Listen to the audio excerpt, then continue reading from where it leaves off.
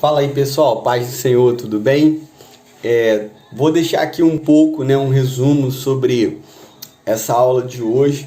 A gente vai tentar se esforçar, eu, o Vitor e o Douglas, nós vamos nos esforçar para poder conseguir atingir vocês também através desse meio de gravação, falando sobre um pouco sobre as aulas. A gente dá graças a Deus pela nossa igreja, porque a gente tem essa oportunidade de ser ministrado pelo pastor Gisiel, e a gente está aqui para complementar aquilo que o Senhor tem para falar ao nosso coração. E a gente faz isso porque nós somos uma turma que tem um público mais selecionado, Isso eu digo em relação a vocês serem jovens, E o pastor ele ministra para toda a igreja, então a gente quer apenas complementar devido a conhecer vocês um pouco melhor. E na lição de hoje, galera, a gente tem um tema bem legal que fala dos relacionamentos do cristão, Deus e família. Quero orar rapidamente com vocês. Amém? Pai, nós te louvamos, meu Deus, te agradecemos porque o Senhor é sempre bom. Meu Deus, eu te peço que o Senhor venha nos encher com o seu amor, nos encher, meu Deus, com as suas verdades, nós possamos ser um exemplo de filhos para o Senhor, os filhos que seguem a sua palavra, os seus mandamentos, meu Deus, aquilo que nos dá vida e liberdade. Meu Deus, e te pedimos que o Senhor venha encher a nossa família com o seu amor. Nós queremos ouvir sua voz e aprender mais do Senhor em nome de Jesus. Amém. Então, pessoal, eu queria apenas destacar alguns pontos dentro desse contexto da lição. Que a lição ela fala basicamente sobre relacionamentos que a gente tem com a família e relacionamentos que a gente tem com o Senhor. A gente começa a lição colocando que o Senhor ele é a prioridade dos nossos relacionamentos. Mas quando a gente olha para isso, a gente precisa entender algumas coisas assim importantes. Atos 1:1 vai dizer que Jesus, primeiro ele fazia as coisas e depois ensinava. Você pode ver o texto lá depois, ele fala exatamente sobre as atitudes do Senhor para ele poder ter autoridade para ministrar a palavra. E aí acontece, cara, que a gente olha para isso e apesar de não ter muito sobre a história da adolescência, juventude do Senhor, a gente vê mais quando o Senhor começa a atuar no ministério, mas os pequenos registros que a gente tem dentro da palavra, dos evangelhos que falam dessa fase da vida de Jesus, a gente percebe que ele nasceu numa família normal, uma família natural, não era uma família sobrenatural de anjos, seres celestiais, não, eram pessoas normais. José era um cara normal, Maria era uma pessoa normal, os irmãos de Jesus eram pessoas normais. Então, dentro desse contexto familiar, Jesus também aprendeu muitas coisas quando estava aqui na forma de homem. É legal a gente ressaltar isso, o autor até coloca isso, eu gosto muito desse texto, que fala da humanidade de Cristo. Filipenses 2:8 fala que ele abriu mão de sua glória e se fez carne, se fez homem. Então ele estava aqui na terra como homem. Ele tinha a convicção, o entendimento do seu propósito na terra, assim como todos nós precisamos buscar isso, não estamos aqui à toa. Porém, o Senhor ele viveu num ambiente humano, num ambiente familiar. Você vê isso através de como a palavra diz que Maria, ela recebeu Jesus no seu útero, ele foi gerado normalmente, ele foi concebido pelo Espírito Santo, mas a gestação foi algo normal, ele passou por isso.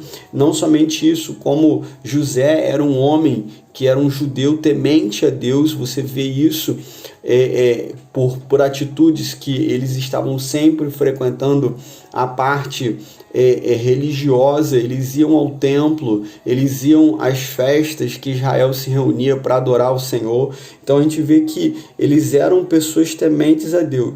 E o que a gente aprende com isso? A gente vê que Jesus, até o ofício dele, ele é carpinteiro, porque José também era carpinteiro. Ele é dito como o filho do carpinteiro José. Ele aprende o ofício do pai. Então você vê, em todo o contexto de família, Jesus também viveu e seguiu isso como uma coisa normal. O que a gente precisa aprender com isso? A gente precisa olhar para Jesus e ver que ele também é um exemplo dentro de família. É um homem que honrava, um filho que honrava os pais, um filho que seguia o que os pais ensinavam. Ele tinha características de um filho obediente. Quando a gente vê que o Senhor se comportou desse jeito, a gente precisa também olhar para a nossa vida e ver o que a gente tem feito dentro da nossa casa. Eu acho que às vezes a gente procura muito acusar as pessoas e colocar os erros nos outros. E como a gente brinca aí, eu sempre pego pesado com vocês, mas é importante a gente entender que a gente não pode viver na síndrome do Homer Simpson, né? Que a culpa é minha, eu boto em quem eu quiser. Não é assim, entendeu? Então, se a falha está em você, você precisa melhorar nisso. Você faça como o Senhor Jesus fez. Ele tomava para si a responsabilidade e levava e promovia a mudança. Logicamente que o Senhor, ele viveu não somente os 3 anos de ministério, mas os 33 anos dele na terra. Hebreus vai dizer que ele viveu sem pecado. Então Jesus não falhou, mas nós, como somos falhos, graças a Deus que temos a possibilidade de nos arrepender e consertar as coisas. Então, dentro da tua família, você procure ser um filho exemplar. Se você já é pai, seja um pai exemplar, que o Senhor possa te conduzir a ser um exemplo para essa geração. Um exemplo tanto para quem veio antes como para quem veio depois. É louvável a gente ouvir, como a gente ouviu do pastor Joel no último culto jovem presencial que a gente teve. Ele falou: vim aqui hoje e aprendi com vocês. Quem estava lá ouviu isso. Você vê uma geração anterior à nossa que é um exemplo tremendo para a gente, e mesmo assim dizendo: eu aprendi com vocês. Então é isso que a gente precisa entender. Essa característica de família, Jesus também deu exemplo para a gente. Então busque no Senhor como Davi buscava. Senhor, sonda o meu coração. Vê se tem alguma coisa aí que está ruim dentro de mim para eu poder melhorar. Eu acho que esse entendimento, essa descoberta do que nós temos de falha, a gente precisa realmente buscar no Senhor. E é interessante, eu sinto do Senhor de falar isso aqui, é interessante que às vezes a gente lembra muito de confessar pecados como adultério, fornicação, pornografia, esse tipo de coisa que é evidente, né? A manifestação da ira, aí a gente sabe pedir perdão, a gente sabe que a gente tem que se arrepender. Mas as coisas mais perigosas não são essas não, porque elas estão muito claras e a gente percebe muito fácil a necessidade de arrependimento. Mas as mais perigosas são aquelas sutis que às vezes estão dentro do nosso coração, como por exemplo o orgulho, a inveja. Ninguém vai chegar, é muito difícil, mas é muito difícil você chegar para alguém e falar: poxa, me perdoa porque eu tive inveja de você. Me perdoa, chegar para a sua liderança: me perdoa porque eu deixei o orgulho entrar no meu coração e eu me acho melhor que você. Você entende? Isso é uma coisa que você precisa fazer como Davi fez. Sonda o meu coração, Senhor, porque eu quero realmente ser um exemplo para todos aqueles que me rodeiam. Ore ao Senhor, peça a Deus para te mostrar aquilo que você precisa melhorar, porque o Senhor vai abrir os seus olhos para essas necessidades também. Amém? Então o Senhor, ele faz toda essa jornada dele né? Isso era uma das coisas que eu queria ressaltar. Ele agiu como humano. Agora é interessante que Jesus, né, a galera até usa esse texto de forma errada. Tem um momento que ele fala para Maria: mulher, o que eu tenho contigo? É quase, o pessoal pega isso e quase como se colocasse, né? Ah, Jesus era o brabão que botava banca dentro de casa. E não, mano, não era isso, cara. Ele estava exatamente ali falando que deixa que eu siga o meu próprio curso. É porque Maria tentou ajudar o Senhor no momento que ele estava atuando como um ministro do Evangelho.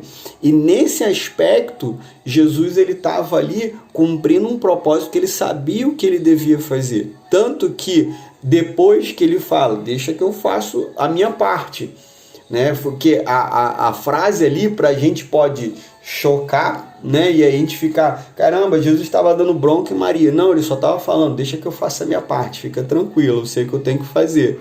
E aí ele logo depois, até antes dele agir, o que acaba acontecendo, ele falando para a mãe dele, falou: Maria, fica tranquila. E aí a mãe dele vira e fala para os servos: ó, faz tudo o que ele mandar. Por quê? Ela entendeu essa comunicação. Ela entendeu que ele já sabia o que devia fazer. E aí, nesse momento, Jesus vai e atua fazendo a parte dele, faz o milagre que o Senhor queria que ele fizesse naquele lugar. Então a gente precisa entender que não é guerrinha entre família que está acontecendo ali, não tem nada a ver com isso. O que está acontecendo é uma comunicação precisa. Sabe aquela ideia de que você, com quem você conhece, você às vezes não precisa nem falar nada, só um olhar já resolve tudo. É essa ideia que aconteceu ali. A gente entende que ele falou: ó, fica tranquila, né? E aí logo depois ela, beleza, faz o que ele mandar aí, que ele já tá ciente. Maria tentou ajudar, né? Mas logo depois ela percebe que o Senhor já estava na posição de ministro do Evangelho, e aí o negócio já ia fluir. É isso que a gente precisa entender. E dentro da nossa família, às vezes acontece isso. Às vezes apenas num olhar você já consegue comunicar as verdades que você quer transmitir. E aí, o que a gente tem que aprender com isso? É que dentro da nossa casa, cara, nem sempre a gente vai conseguir detectar tudo que o outro quer comunicar. Então a gente precisa ter uma comunicação cada vez mais precisa, cada vez mais perfeita, buscar isso para poder abençoar a nossa família. Então busque conhecer mais. A gente aprende isso fazendo o quê? Conhecendo mais aqueles que estão ao nosso lado. Você consegue transmitir uma mensagem muito rapidamente, assim, só num olhar, se você conhece a pessoa. Jesus conhecia Maria e Maria conhecia Jesus. Então eu tenho que conhecer meu pai tem que me conhecer. Eu tenho que conhecer minha mãe tem que conhecer, meus irmãos têm que me conhecer e eu conhecer a eles. É isso que Deus quer, cara. É isso que o Senhor está mostrando aqui. Ele viveu como uma pessoa normal que precisava ter relacionamentos. Beleza? E o outro ponto que eu quero destacar, galera, guardem isso. Ele viveu como uma pessoa normal e que cuidava bem dos seus relacionamentos. E o outro ponto que eu quero destacar aqui é que todo relacionamento que a gente tem é um relacionamento que deve ser carregado das verdades de um relacionamento com Deus.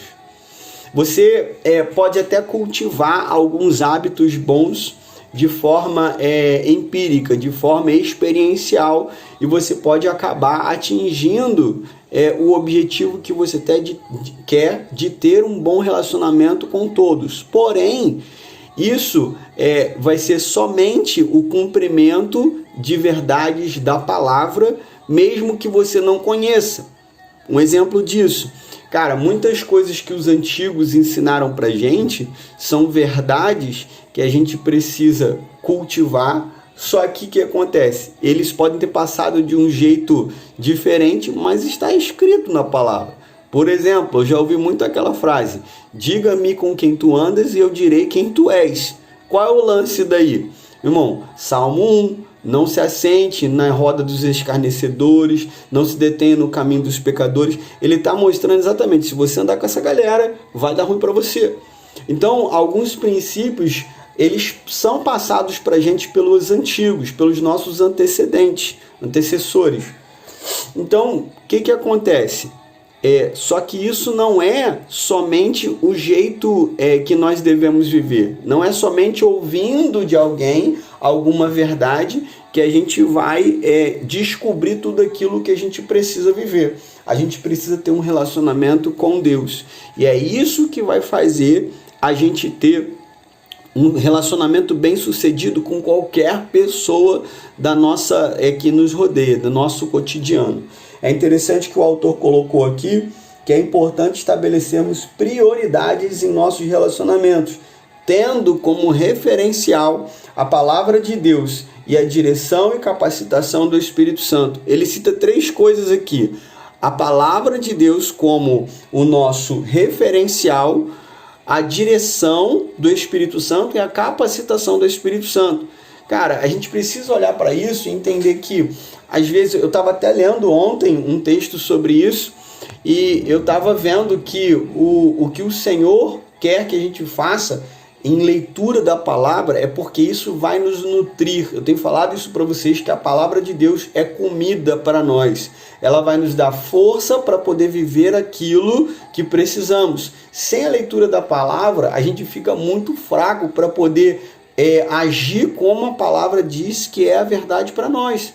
É impossível você conseguir viver uma vida de perdão às pessoas e pedir perdão também, de perdoar e ser perdoado. É muito difícil você viver isso se você não tiver uma vida de comunhão com a palavra de Deus. É muito difícil, se não dizer impossível, porque é ela que vai nos dar força para poder fazer isso. Agora, não somente isso, o autor coloca também que o relacionamento com Deus ele tem que ser cheio de direção do Espírito Santo. Quando você se aproxima da palavra de Deus, busca Deus em oração, o que vai acontecer fatalmente é que você vai buscar ao Senhor em oração. Você vai ler a palavra e a palavra vai te instruir em oração, a orar, e o que vai acontecer é que você vai acabar orando. A tua vontade de orar vai aumentar conforme você lê a palavra.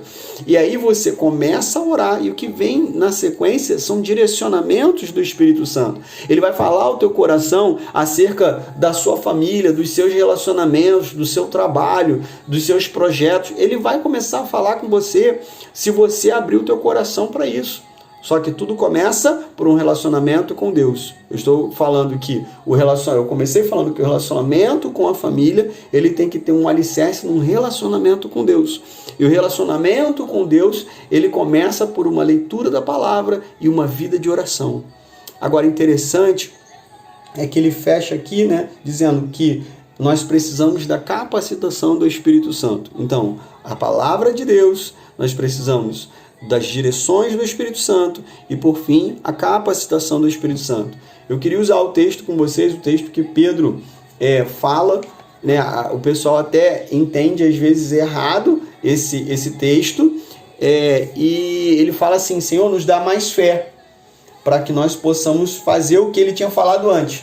Só que é engraçado que o pessoal fala de me dar mais fé para operar milagres, me dá mais fé para poder manifestar o sobrenatural, para viver no profético. Cara, não era disso que Pedro estava falando ali, não. A conversa ali estava sendo sobre perdão. Olha que louco, porque a gente tá ali, Pedro tá vendo Jesus fazer milagres, fazer as paradas todas que Jesus fez aqui na terra, e o que acaba acontecendo, cara? Pedro tá conversando e Jesus falando sobre perdão. Aí Jesus vira e fala: olha só, vocês têm que perdoar 70 vezes 7.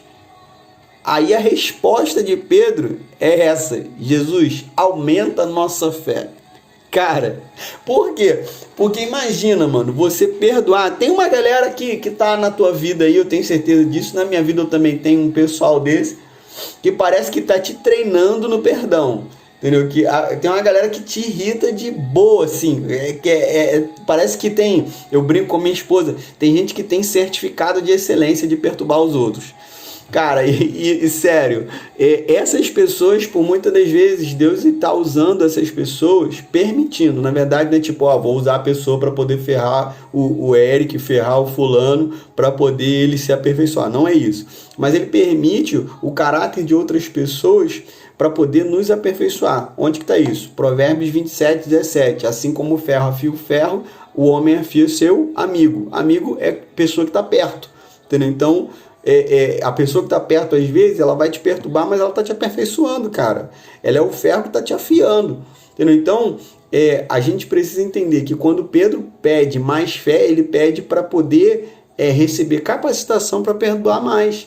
Entender melhor a fé nos ajuda a ter mais capacitação para poder viver o Evangelho. Cara, Pedro pede isso. Ele pede essa capacitação. Aí, por que eu estou falando que essa capacitação vem do Espírito? Gálatas 5:22. Mas o fruto do Espírito é amor, alegria, paz, benignidade, fé. Então, a fé está ali dentro.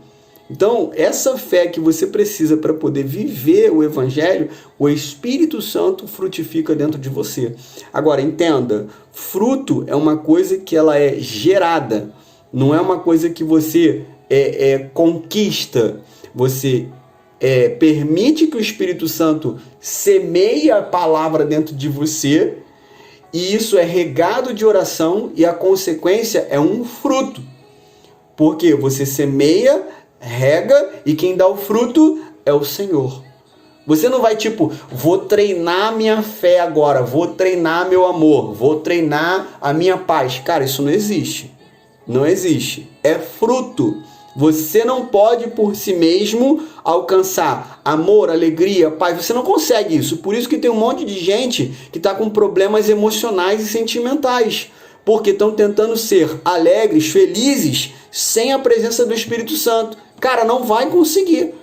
Uma coisa que eu digo para você, se você está enfrentando isso hoje, cara, vai para o teu quarto, fecha a porta e fala com o Senhor.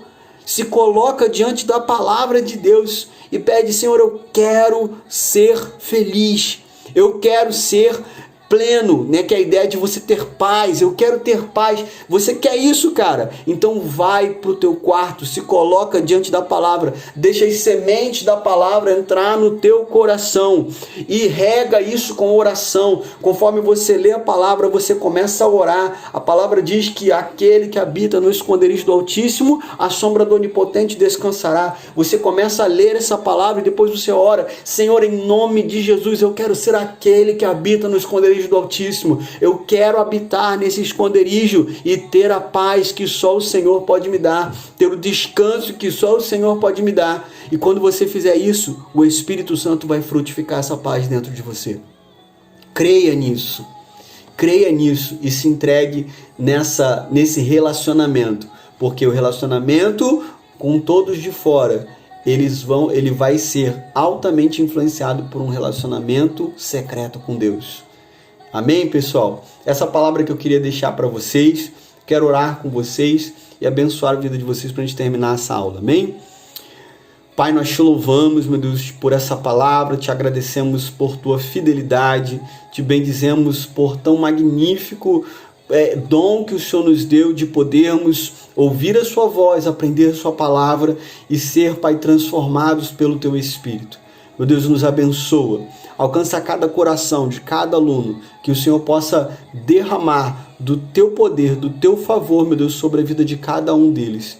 Meu Deus, que o fruto do Espírito venha a ser, Pai, gerado dentro deles e que eles venham, Pai, se aperfeiçoar num relacionamento com o Senhor, e por conta disso, as pessoas ao seu redor venham ser tocadas pela sua presença.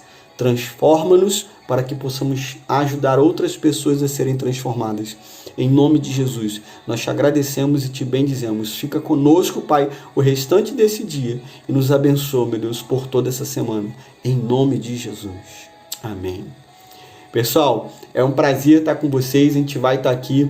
Quero reforçar o que o Vitor falou. Estamos abertos a ouvir vocês. Apesar de estarmos longe, como sempre estivemos, nós estamos abertos para poder falar com vocês. Qualquer necessidade, fale conosco. não se isole, não fique sozinho. O isolamento é por conta do coronavírus, mas não por causa do nosso relacionamento pessoal. Então, pessoal, pode falar com a gente que a gente está aqui para ajudar vocês. Amém? Eric, tem uma necessidade de oração. Cara, manda para a gente vai estar orando. Preciso conversar. Vamos conversar e Deus vai agir no meio de nós. Amém? Deus abençoe vocês. Um abraço a todos e fiquem firmes. A paz do Senhor, pessoal.